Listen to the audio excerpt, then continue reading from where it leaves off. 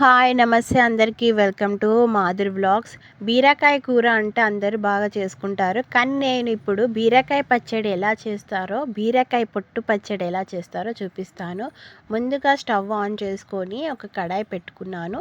ఆ కడాయిలో ఫస్ట్ పల్లీలు వేసుకొని వేయించుకోవాలి. మరీ బ్లాక్గా కాకుండా దూరగా వేయించుకొని తీసేసుకోవాలి.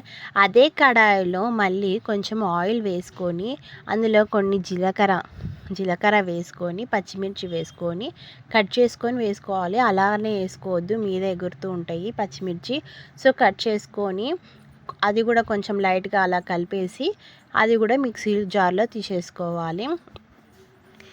ఇంకా ఆ తర్వాత అదే కడాయిలో మళ్ళీ పొట్టు ఉంటుంది కదా, బీరకాయ పొట్టు, అది కూడా అందులో వేసుకొని కరివేపాకు వేసుకొని అందులో మెయిన్ ఇంగ్రీడియంట్ ఏంటంటే చింతపండు ప్లస్ వెల్లిపాయలు, ఇవి కంపల్సరీగా వేయాలి.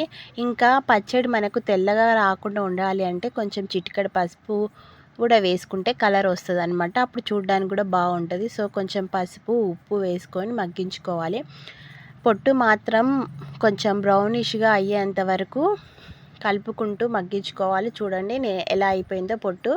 ఇక ఇది చల్లారాక మిక్సీ పట్టుకోవాలి. తెలుసు కదా ఎలా మిక్సీ పట్టుకోవాలో. చాలామంది పచ్చడి చేస్తారు, చాలా స్మూత్గా మిక్సీ పడతారు. ఎట్లా అంటే అసలు ఏదో స్మూత్గా సన్నగా చేస్తారు. కానీ ఎప్పుడైనా పచ్చళ్ళు చేసేటప్పుడు 1-2 టైమ్స్ అలా తిప్పి తీసేసాలి. బరుకు అంటారు కదా, అలా చేసుకోవాలి పచ్చడి. ఇక ఆ తర్వాత తెలుసు కదండి, ఇక పోపు పెట్టుకొని ఆ పచ్చడి అలా వేసుకోవాలి. మిక్సీ పట్టిన పచ్చడిని పోపులో వేసుకొని కలుపుకోవాలి. ఈ పచ్చడి చపాతీలో ఇంకా దోశలో ఇలా వేసుకొని తింటే చాలా బాగుంటుంది అన్నంలో కంటే. మీరు కూడా ఇలా చేసుకుంటే కామెంట్ చేయండి. ఇంకా కొత్తగా నా ఛానల్ ఎవరు చూస్తున్నారో సబ్స్క్రైబ్ చేయండి. Thank you for watching.